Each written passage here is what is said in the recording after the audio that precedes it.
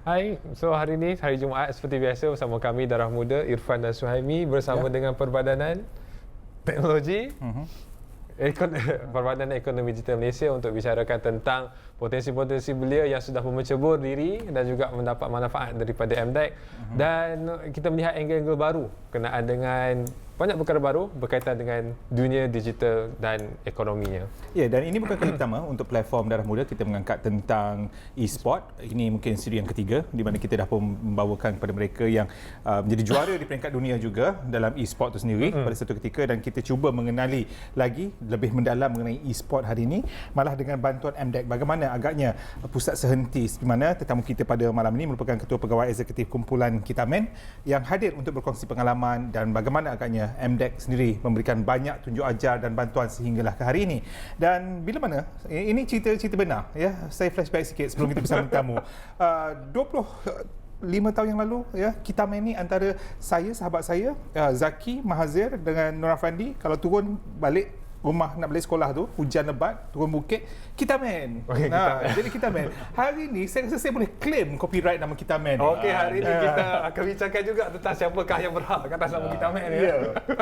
Siapa yang daftar dulu tu. Bersama dengan kita untuk antaranya claim siapakah Kitamen ni punya ialah Kitamen, bicara tentang Kitamen Dojo, hub gaya hidup dan isukan. Ya. Bersama dengan kita Muhammad Hazman Hassan, Ketua Pegawai Eksekutif Kumpulan Kitamen. Selamat datang Darah Muda. Terima kasih. So, datang mana Kitamen ni? Datang mana Kitamen? Rupa macam kataan Jepun dia. Kan main ambil Suhaimi punya. Mungkin dapat mesin Back to Future tu kan. Jadi dapat. Tapi mengikut cerita Cik Suhaimi ni, Kitamen tu you kata kita ada 4 lelaki, kita main lelaki-lelaki. Tapi Kitamen ni bukan masuk kita lelaki-lelaki lah.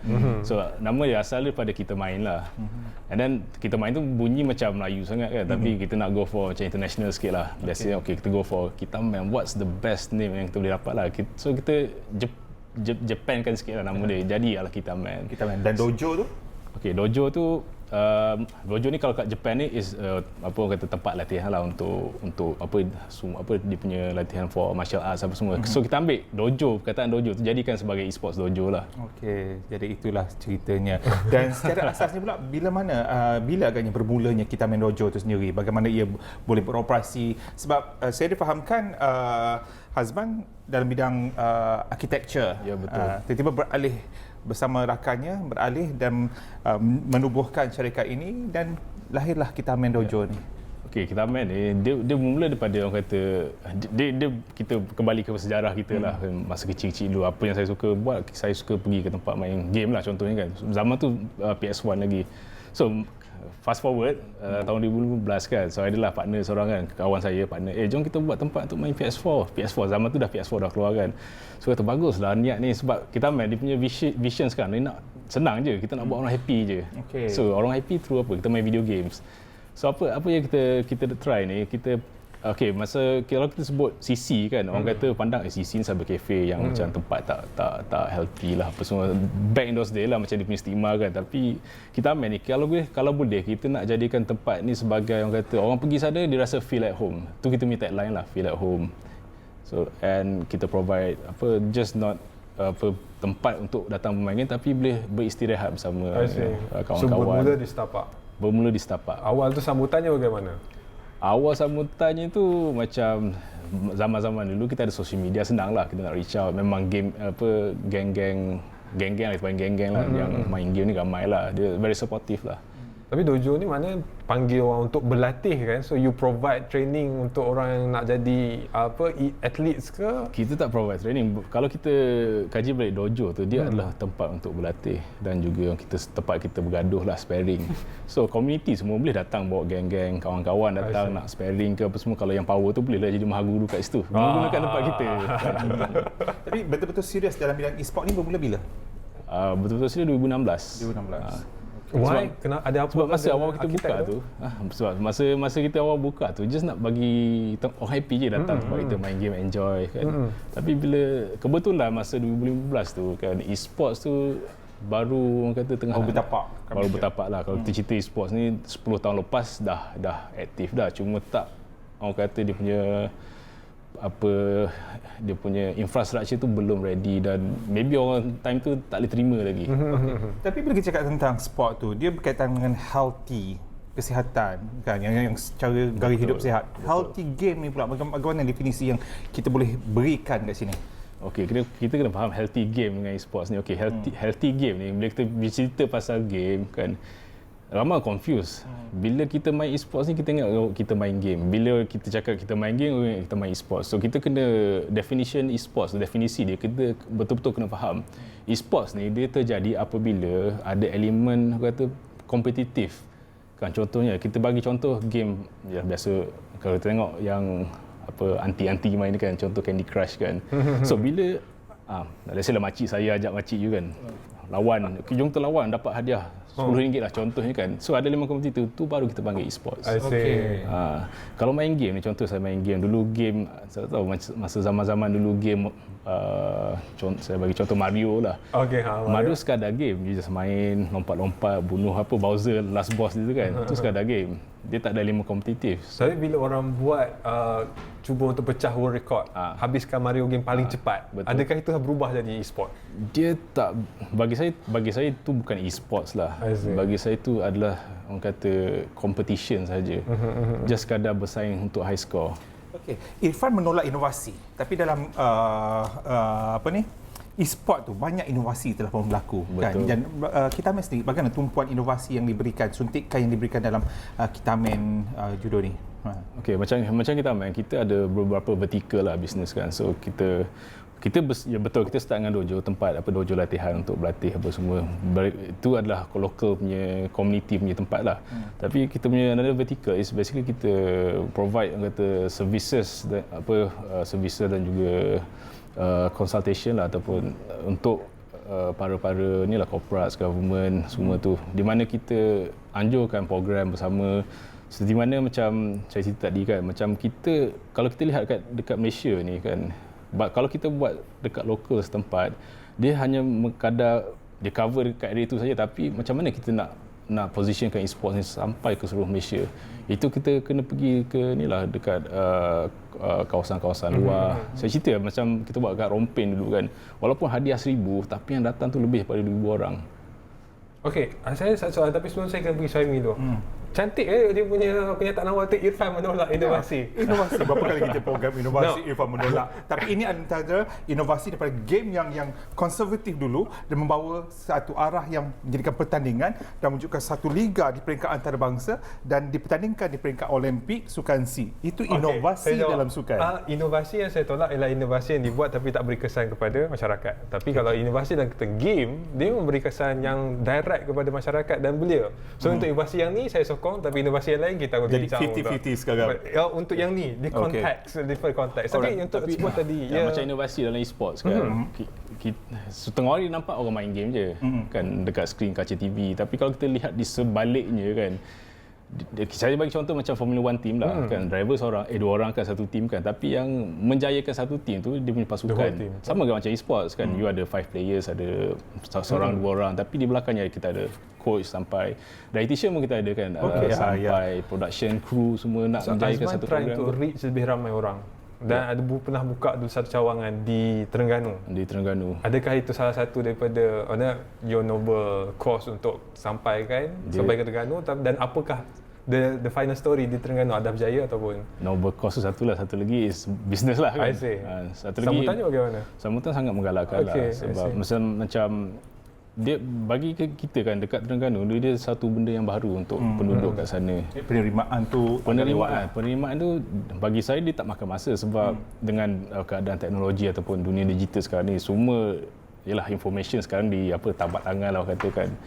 Dari segi promotion semua orang senang terima. Ada game, kita pergi main. And then start from there, bila kita dah create satu community tu, kita dah ada kawalan dari segi locality tu, kita senang untuk kita panggil buat program, datang ramai-ramai kan. And then satu lagi, one of the noble cause ni, kita menunjukkan bahawa main game ni bukan sekadar main game, tapi dia boleh jalinkan hubungan sesama ni lah, anak dengan ayah.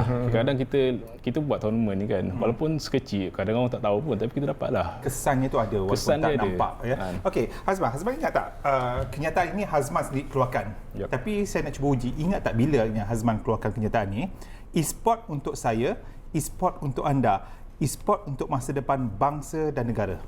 Hazman ingat tak bila Hazman sebut saya ingat. Bila? 8 Mac 2018. 2 tahun lalu. Yes. Ya, hari ini lebih kurang 6 Mac. 6, 2 hari lagi. Ya, 2 hari lagi. Jadi sejauh mana agaknya kebenaran tu? Bila e-sport untuk masa depan bangsa dan negara dah ada jangka masa 2 tahun, jadi perubahan itu. Saya rasa penerimaan e-sports ni, ini kita kaitkan dengan orang kata government sikit lah. Semenjak new government take over kan, saya rasa kita punya Menteri Belia dan Sukan time tu kan, mantan kita, dia raise the bar of the e-sports itself lah. Masa dulu kita sangat susah untuk kita menjual lah e-sukan kan, ataupun e-sports ni, kita pergi kat sana apa ni e-sports, main game ke. Tapi dengan adanya menteri tu, dia dapat melonjakkan, orang kata dia raise the bar so high that orang faham kan. Even sekarang ni ramai yang datang kepada kita untuk gunakan servis kita untuk membantu mereka dalam mengani keadaan inilah. Dasar kerajaan sememangnya amat membantu untuk melonjakkan e-sport? Dasar kerajaan bagi saya taklah. Saya rasa dia siapa yang membangunkan mengeluarkan kenyataan itu sendiri. Macam contohnya macam last year kan, e-sports kita punya KBS mengeluarkan satu kata pelan pembangunan e-sukan. Tapi macam bagi saya pelan tu dia sekadar orang kata penulisan untuk macam-macam lah plan, tapi apa yang kita macam kecewa sikit lah, dia tak ada kata tindakan lanjut ataupun action plan apa yang komuniti ataupun industri ni perlu buat kan. Dia sekadar macam kita dah ada plan apa semua, tapi what's next kan. Tapi kita sebagai bisnes, kita just move forward lah kan. Tak apalah ya, kalau nak tunggu diorang sampai bila kan. Tapi kalau katakan kerajaan kurang membantu, kita melihat bahawa 2019 bajet 10 juta untuk e-sport. Betul. Kemudian untuk 2020 ditambahan jadi 20 juta untuk e-sport. Adakah itu tak membantu juga? Bagi saya boleh tanya balik, apakah hasil daripada jumlah tu? Kan? Adakah ini juga yang disuarakan oleh mungkin setiap syarikat-syarikat yang terlibat sama dengan e-sport? Ataupun ada pihak yang memang dapat grab, tapi untuk Kitamen, you all lebih percaya kepada Kitamen itu sendiri untuk membangunkan e-sport? Macam saya lebih percaya kepada Kitamen itu sendirilah. And kalau boleh kan, macam kita keluarkan dana kan, tapi dana tu terus terang mana-mana saya jumpa kan, where's the money gone kan. Mana sebelum kita start tadi, Hazman cuba untuk bawa satu angle baru bahawa e-sport ni bukan sekadar tanggungjawab satu kementerian, tapi ada banyak kementerian. Tapi kita akan cuba discuss dan bincangkan lebih lanjut dalam perkara itu. Walaupun kita berjeda dulu waktu kita Suhaimi, kembali selepas ini di Darah Muda.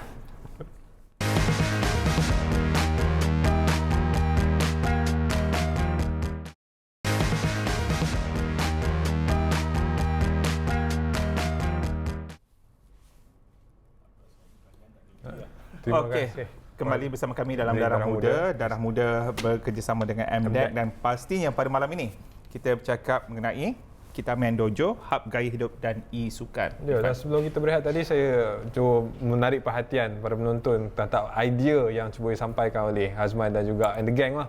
Kata bahawa we talk about e-sports ni tak boleh rely on KBS sahaja, tak boleh rely on KKM sahaja. Mungkin boleh jelaskan juga kepada kawan-kawan yang menonton. Yalah, kalau kita lihat e-sports ni, dia orang kata sebahagian kecil daripada industri video game. Dan bila kita lihat kepada industri video game sendiri kan, dia lebih kepada multimedia dan communication. So bila kita lihat kan, macam even telefon device yang kita pakai, PlayStation 4, monitor, PC semua tu, dia lebih berkait rapat dengan Kementerian Komunikasi lah dan multimedia. Itu dari sudut orang kata teknologi. Tapi untuk KBS, dia lebih cenderung kepada kebajikan atlet kan. Macam itu lebih kepada KBS lah, sebab orang confuse kan macam e-sports sukan ni kan. Tapi kalau kita lihat lagi luar daripada spektrum tu kan, kita boleh libatkan juga Kementerian Pendidikan, Kementerian Pelancongan, sebab di mana kita ada event besar macam tahun lepas kita ada Mobile Legends World Cup tu kan, kemasukan orang kata pengunjung daripada luar tu sangatlah menggalakkan lah. Dan boleh cerita sikit tentang pilot project untuk menggalakkan pelajar pergi sekolah dengan main game. Dengan main game. So kita menggunakan macam 100% kehadiran lah pilot project bersama Kementerian Pendidikan. So di mana kita, ni cerita sikit lah, saya tak ada cerita banyak sangat lah. Betul. Dia punya maklumat je, kalau you all tak dapat 100%, kehadiran, you all tak boleh masuk e-sports tu je. So that's the purpose lah. Yeah. So kalau nak main game, you kena 100% You attendance. kena attendance kan. At least kita ambil e-sports ni sebagai kata aktiviti co-curricular lah. Kan luang masa dulu kita main bola, main kriket ke, main basikal ke, main larian ke, tapi why not kita just attachkan e-sports jugalah sebagai aktiviti curricular, sebab dari segi e-sports pun dia boleh membantu dari segi pembentukan orang kata minda lah kan, in terms of quick reaction kan, dia punya cara berfikir tu kadang-kadang lain kan. Okey, untuk e-sport dan juga ia berkait rapat juga dengan digital ekonomi dan ia juga berkait rapat dengan pembinaan kerjaya masa depan. Betul. Ada sesuatu yang terjamin dalam e-sport itu sendiri.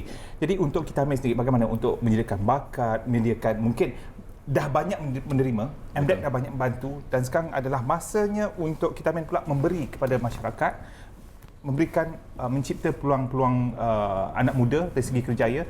Apa yang diusahakan? Macam sekarang ni let's say lah kalau kita talk on spectrum business kita kan, vertical kita, di mana di situ ada revenue yang lebih kan, normally kita akan fokus kepada revenue yang business revenue yang mendatangkan hasil lah. Contohnya sekarang ni dalam events punya side kan, so dalam events punya kata kategori dia macam-macam ada, daripada let's say kita nak organise e-sports, kita ada referee lah contohnya, yang kita panggil marshal, and then kita ada pengulas lah, kita ada host macam Ifan dengan Cik Saimi sendirilah kan, untuk host game apa semua. Dan kita ada macam mana dari segi event tu, dekat live event tu, bukan sekadar nampak player kat atas tu, tapi kita banyak memberi peluang kepada especially the new media lah. Sekarang ni kita ada media social specialist kan, kita buka peluang tu kepada kata kos-kos yang ada. Contohnya kat UiTM, UiTM lah contohnya, kita ada 2 budak interns yang dia panggil dia contentpreneurship, saya pun tak pernah dengar lah apa dia orang buat kan, tapi along the way kita pun nak faham adakah ini masa depan untuk new career opportunity. Sama juga macam AI ada kan, certain jobs akan dihapuskan, misalnya banyak automated, tapi siapa yang akan kawal this automation semua kan. So betul-betul dan e-sport dia bukan sahaja tentang orang bermain game, tetapi e-sport tu dia create industri baru. Dia outsource kepada benda-benda lain, contoh hosting, marshals. So itu ruang-ruang kerjaya baru kan. Dia sebut tentang e-sport bukan tentang game tu saja, tapi benda-benda yang berkait. Kalau kita nak talk into infrastructure pun, bangunan semua kita ada, maybe assets management nak kawal bangunan tu macam mana. Maybe dia boleh datang balik kepada saya punya bidang architecture, macam mana kita design the most kata advanced e-sports facility dekat dunia bersama engineers yang hebat-hebat lah contohnya kan. Jadi sejak kita bermula sejak 2016 dan engagement dengan MDEC tu sendiri, bagaimana ia boleh terjalin dan bagaimana MDEC banyak membantu kita ni? Sebab bila kita lihat balik, MDEC ni banyak support orang kata video games punya industri lah. Kan nak membawa nama Malaysia sendirilah pergi ke luar negara, menunjukkan bahawa kat Malaysia ni kita bukan saja sebagai company tuan rumah untuk outsourcing job, tapi kita sendiri macam kita lihat kan, kita ada banyak bakat yang memang boleh hasilkan satu karya yang sangat menakjubkan lah dari segi game semua. Kita lihat animation sendirilah kan, sampai ni memang dia punya income tu dah orang kata tahap yang berbeza kan. Tak dewa. Even video game sekarang pun, even Bahansman saya mention tadi kan, daripada dulu dia pernah bekerja dekat Japan, dia datang balik untuk tolong MDEC kan.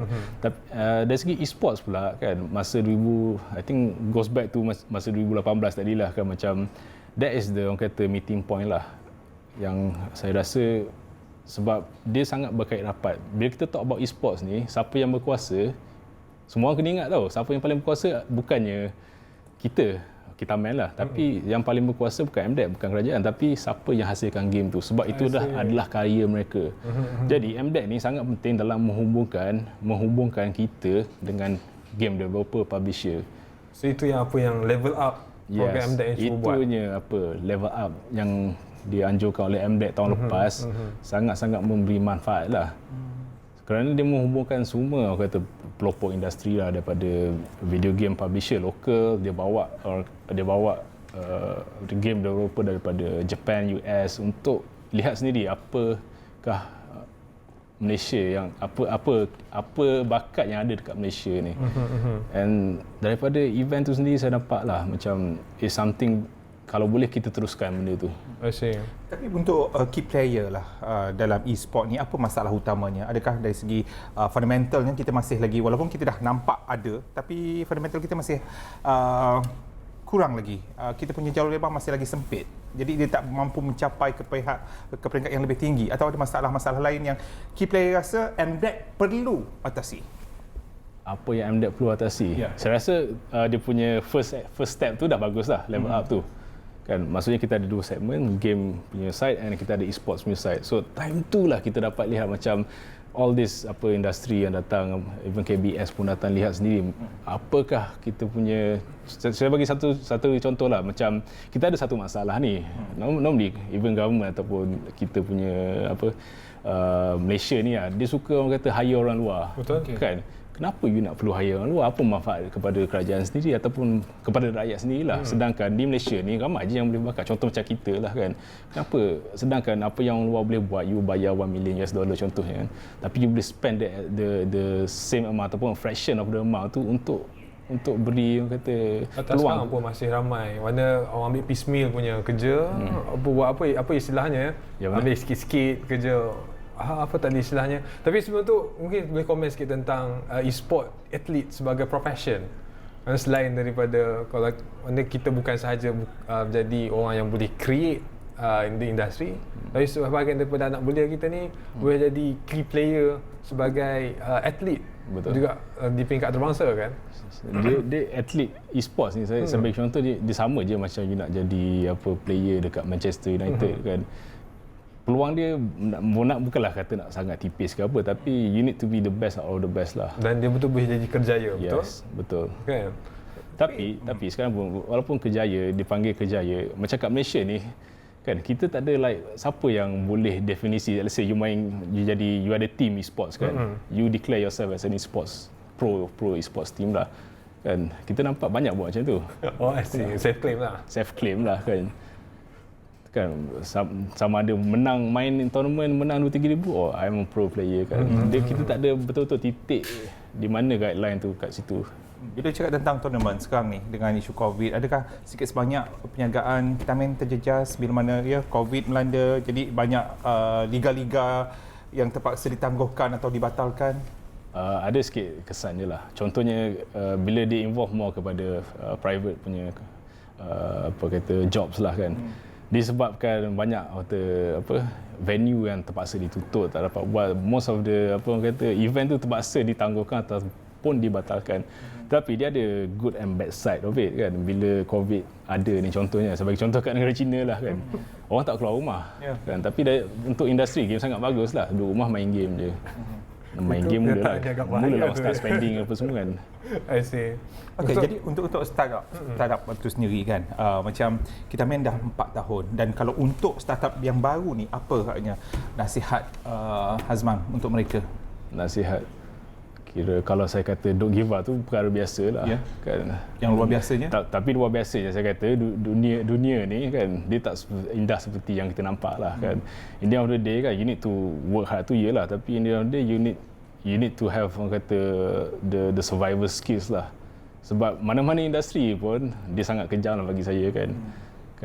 It's the truth lah kan. First time masuk tentang survival skill, ada cerita ke? Tentang survival skills. Banyak cerita dia. Jadi kita akan cungkil mungkin satu persatu ceritanya. Kita main ini. Jadi kita juga nak dalam tempoh berbaki ni, pasti untuk MDEC tu harapan daripada Hazman sendiri, adakah lepas ni, selalu saya tanya soalan ni, dah rasa macam boleh duduk berdikari sendiri atau masih lagi ingin berpaut bersama MDEC? Saya rasa kita bukanlah perlu berpaut, tapi kita perlu bekerjasama lagi banyak lah kan. Kita pun nak kata tak perlu mengatur pun tak juga, tapi saya rasa MDEC dia ada one who's driving the digital economy apa semua, dan saya boleh, maksudnya kita still need to hold hands untuk sama-sama kita tempuhi lah. So kita build that survival skill sama-sama lah kan. So buat apa strength dia ada, apa strength kita ada, kita overcome the weakness together lah. Next 5 years untuk kita main Lujo? Untuk kita main sendirilah kan. We want to be the number one sports company dekat dunia lah. Oh, dunia. Amin. Amin. Dan hari ni Hazman datang dengan dia punya co-founder dia, Ya. Fahmi. Ya, Saudara Dan- Fahmi, mungkin Saudara Fahmi pun ada sebenarnya. Jom join kita sekejap di penghujung ni, Fahmi. Ya, ini antara co-founder untuk kita main Dujo. Jadi yang telah pun bersama-sama jatuh Ya. bangun. Ada cerita Betul. yang insyaAllah kita akan kongsikan. Ke hadapan nanti. Good luck for both of you. Untuk kita thank you. jadi mungkin kita di Bernama kita minta mereka sediakan satu untuk hari keluarga bernama Betul. nanti. Kita main game InsyaAllah. ramai-ramai. Main game walaupun saya bukan kaki game tapi Jom kita insyaAllah main bersama pada kita nak Candy Crush. Okey, terima kasih. Good luck Okay, for sama. both of you. InsyaAllah kita jumpa lagi Darah Muda bersama MDEC minggu hadapan. Dan insyaAllah kita jaga diri, jaga kesihatan untuk hujung minggu ini. Dan jangan lupa esok Unit 10 ada Open Day. Open day Ya. weekend. Jadi Assalamualaikum.